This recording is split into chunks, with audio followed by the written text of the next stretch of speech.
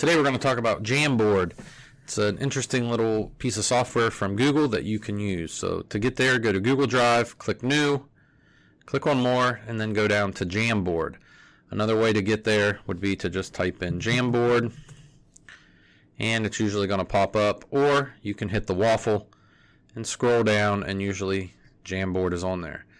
When you come in, if you've had Jamboards open before, they're going to show up here, and you can click on any of those you need, or you can click on the plus to open a new jam. I've already got one here, so I'm going to go back to that right here. First thing is up here, it shows your different boards or frames as they call them. So we have this one, and if you hit the arrow, it's going to create a new one.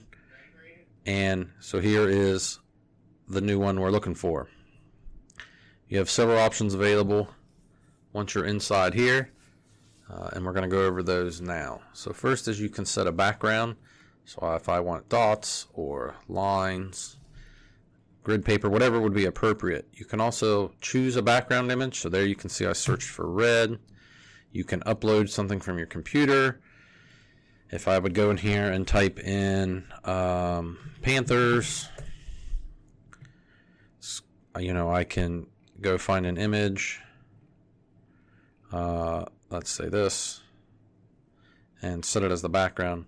And now it's going to make that the background of my board. And we'll talk about why that could be useful here soon.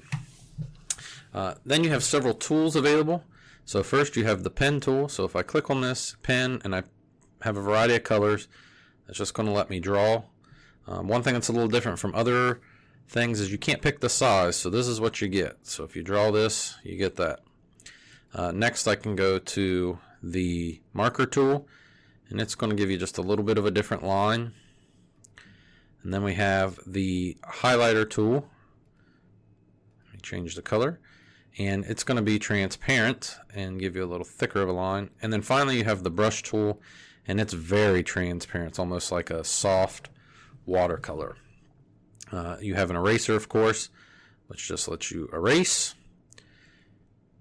Next you have this pointer. So if you had an image in here, which we'll talk about in a moment, it would allow you to move that around.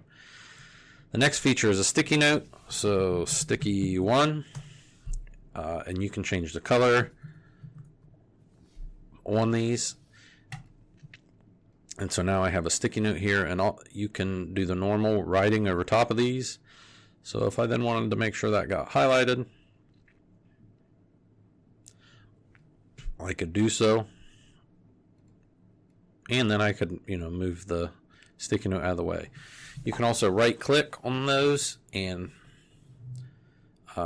push them forward or backward. So if I want this one to overlap, or maybe I want it to be on top, I have the ability to manipulate that. You can also size those up or rotate them, however you need to use them. Next is add an image. So again, if I want to add an image in here, so let's say that I want to add a bell, or if I have my own, I can upload it. But if I had a bell or wanted a bell, I can grab this and it'll input it into the frame. Then once I pick this, I can now maneuver this around, or one of these. Maybe I'm going to put this sticky note right here, and this will be kind of over top of it. And then this one I want to be on top of it, so again I can grab it, tell it I want it to move to the front, and now it'll kind of stick over top of it. And then you have a shape tool. So if you grab this and you start making a shape, you can get a variety of shapes to add to the board. And then I could go back and grab the marker, let's say, and then I could spend time and color this in. If you want text, you just hit the text box, and this is like a text box on most Google software, where as you start to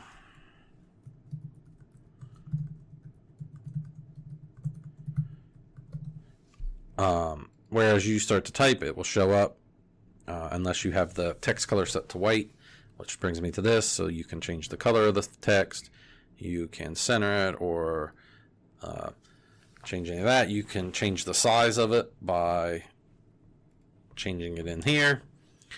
And then finally, you have this laser pointer, which shows up and then disappears. So if you're displaying something to the students and you have it up via whiteboard and you want to point their attention to something, this will let you do that, and then it goes away. So that can be kind of useful. And that's all the basic features of a Jamboard. Now, let's go over a couple things you could use this for. The biggest resource out there is going to be and I'm going to put this in the notes, this Jamboard templates. It's put together by other professionals. There are over 1,600 templates on this, and in these you can get a lot of things to use. So the easiest way is to open up this outline, which lets you jump. So let's say I wanted to do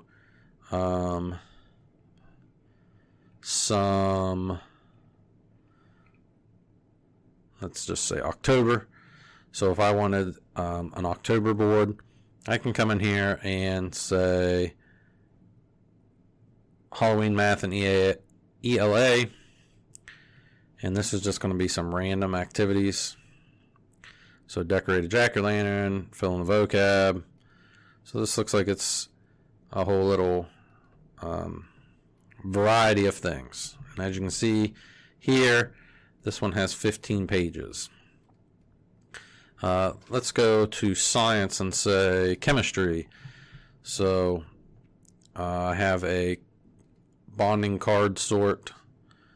So if I open this, this is just the view. You would have to make a copy by going to make a copy, and then it would let you move these things around to match them up.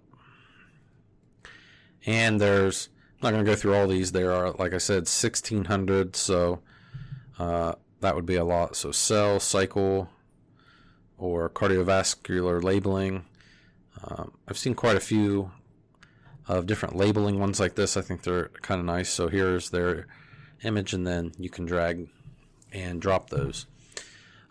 Some other activities that are kind of useful would be this here. So kind of a neat thing. You could make this in some other program and then go in there and set it as the background.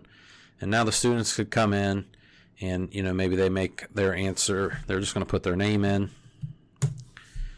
And then, since I'm the one teaching this right now, I probably should be able to. And then I'm going to come set that right there. And, maybe you have spelling you want them to do. And so you want them to use this A and then make other words. Some simple sentence structure. There's another one where you label. Here's one where they would have this, and they would use highlighters to highlight the verbs in yellow, the nouns in blue. And so as you can see, there's a lot of things you could come up with. Here's a Frere model to potentially be of use. One way I know some staff members are using this here in our district right now is they put their daily up on it, and it's up, and they have it projected up, and then they can adjust and go right into their next thing without switching around. Another thing you could do that could be kind of fun is to make one of these drawings. So these were made up by Eric Kurtz, and so what he did was you come in here and it looks like it's just a white, but then as you erase, it reveals a rainbow image underneath. I've seen these a lot of times in stores. They're usually black and you scratch it with like a pencil. But in this case, you could do this just as something kind of fun or different. Another thing you could do that could be kind of neat, I thought, was, you could put whatever background you want in there. So I could go in here and set this background as a puppy. And then, as you're revealing it, maybe the students are trying to guess what it is, or they're trying to figure it out. Or maybe you put some rewards and you've got this sectioned off, and so you erase a little bit at a time, and if they can get so much erased, they can get an award. And it can just be kind of a fun way to track. So that's Jamboard. If you have any questions, reach out to me. I'd be happy to help.